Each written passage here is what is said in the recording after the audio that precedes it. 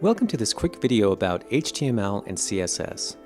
This is just a broad overview of the topics, but feel free to dive deeper and explore these topics more on your own time. Let's start with HTML. HTML stands for Hypertext Markup Language. This is a standard HTML document. You can use any text editor to create an HTML document, including Notepad. I recommend using an IDE, which stands for Integrated Development Environment. This is a technical term for dedicated software programs that are created specifically for coding. There are many benefits to using an IDE, such as overall code organization, code formatting, and code autocompletion. Some examples of common IDEs for web developers are Sublime, Dreamweaver, Brackets, and there are many others. Feel free to pick one that works best for you. I'm using Dreamweaver for this demonstration. Let's take a look at this HTML document.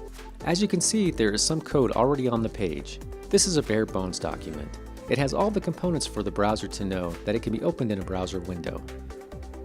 The main requirement for an HTML document is it has to have the file suffix of HTML. You can name it anything, but it has to have a .html at the end. I named this document page.html. Let's go through this document and explain the different components.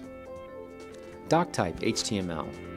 This declares it has to be an HTML document. This is required before anything else. Now you see these words inside the greater than and less than symbols. These are called tags. In HTML, most items have an opening and closing tag. This is an example of an opening tag. The closing tag is symbolized by a slash before the tag name.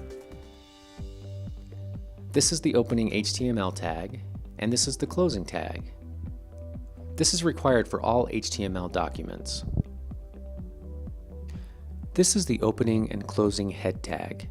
Inside the head tag, you add things like the title, scripts, styles, and meta information. I'm adding this viewport meta tag now, so the content on the page will not shrink relative to screen size. This is important for mobile web development, which we will get into later.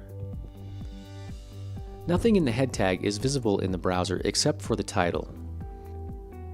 The body tag is where you will add anything that will be visible on the web page. Right now, if we open the page in a browser, since the body is empty, you will see that page is blank except for the title. Now let's look at some common tags that go in the body.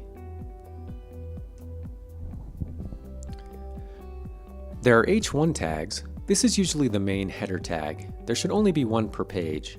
There is also H2 tags, which are considered to be a subheader, usually smaller than H1, but you can style them any way you like.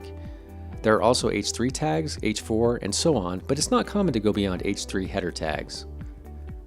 There is a strong tag. This makes the text bold. Also, there is a paragraph or P tag. This is the tag that is wrapped around the standard paragraph text on a page. You can also use HTML tags to create lists. There are two types of lists that are very common, an unordered list and an ordered list. This is how you set up an unordered list. There is an opening and closing UL tag, which stands for unordered list. Then each item on the list has an opening and closing LI tag, which stands for list item. If we create a list here, when you view them in the browser, they are formatted with bullet points. If we duplicate the list and then change the UL to OL, which stands for ordered list, you see the duplicated list is now numbered. We can also add links to a page with an A tag. There are two common types of links, internal and external links. Internal links link to pages inside of the website, and external links link to pages outside of the website. The link source is declared by an href. Here is an example of an internal link if we had a contact page. There would be a file path to the specific contact page like this. Here is an example of an external link. This links to google.com. As you can see, the full web address is inside the href. We can also add an image to our page by using an image tag. You can see the image on my desktop here of a dog. This is how we add this image to the web page. The image tag starts with img, and then we want to give it an alt tag. The alt tag is a description of the image. This is important in case the image does not load for some reason, or possibly a visually impaired person is listening to the content of the page being audibly read to them. The alt tag will allow this person to know the content of the photo. The image file and file path is included in the src portion of the tag, which stands for source. Image tags do not have a separate closing tag. They are self-contained. The last tag I want to go over is a div tag. A div tag is a way to organize content on the page. It allows you to separate and style sections of the page. For example, we can add a div tag around these lists. This would allow us to target this div and impose any styles we wish upon the content inside of it. You can target any HTML tags by assigning them a class or an ID. The main difference between a class and an ID is a class can be used multiple times, whereas an ID can only be used once. For example, we can assign a class or ID to the paragraph tag like this. I'll call this class myClass. You can assign a class or ID to any HTML tag. This comes in really handy for styling with CSS. Now let's get into styling. There are a couple ways to add styling to your HTML. The first way is called inline styling. It is not recommended to style this way, but I'll show you how it's done. You can add a style directly to any tag. For example, we can change the color of this H1 tag like this. Inside the tag, add the word style, and then an equal sign, and then an opening and closing quotes. Inside the quotes, we add the style itself, followed by a colon, followed by the style attribute, and ended with a semicolon. Again, this is not recommended because the style is only imposed on that specific tag, and there are more efficient ways to style.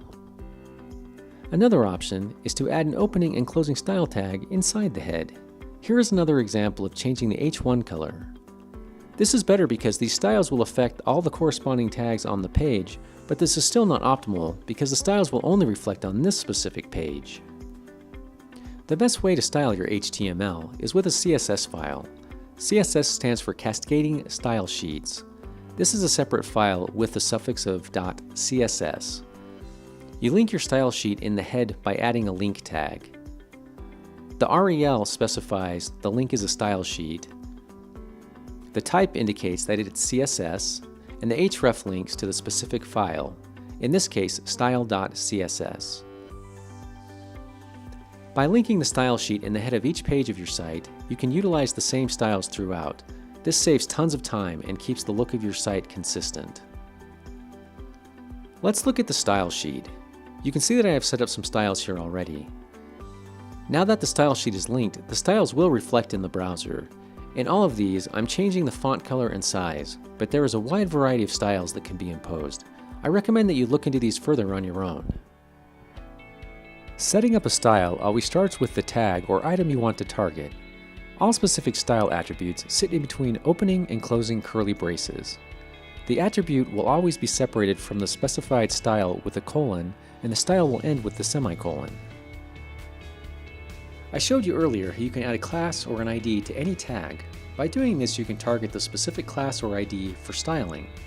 Let's say you have two paragraphs, but you want to style one of them differently. If you assign one of them a class, you can target the class specifically, which will only affect the style of the paragraph with the assigned class. In this case, I'm using the class I assigned earlier, myClass, to the p tag. When adding a class to the style sheet, you always want to put a period before the class name. If you are adding an ID to the style sheet, you always want to add a hashtag before the ID name. Remember though, an ID can only be used once. For styling, I recommend getting in the habit of using classes. The last item regarding CSS I want to cover is media queries. Media queries allow a website to be responsive to different screen sizes. Most of the time, it's referred to as mobile responsiveness. This is because many people view websites on their phones or tablets. When you shrink a desktop site down, adjustments to the styling is required to keep the site functional and appealing. Here is an example of a media query. It's stating that when the site has a max width of 979 pixels or less, these styles should be implemented. As you can see, these changes are being made based on the width of the display, so this comes in really handy for mobile responsive web development. That is everything I wanted to cover in this video. Again, these topics are being presented in a broad context. Hopefully this information is helpful, but I encourage you to study these concepts further on your own. Thank you for watching.